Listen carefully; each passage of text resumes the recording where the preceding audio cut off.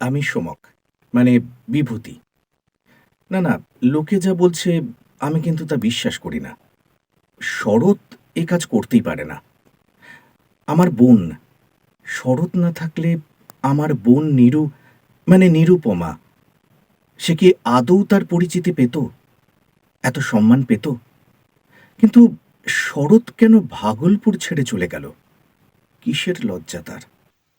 আমি আকাশ, মানে ভুবন। আমার বাড়ি ভাগলপুর। আর ভাগলপুরের মাটি মানি তো শরৎচন্দ্র চট্টোপাধ্যায়।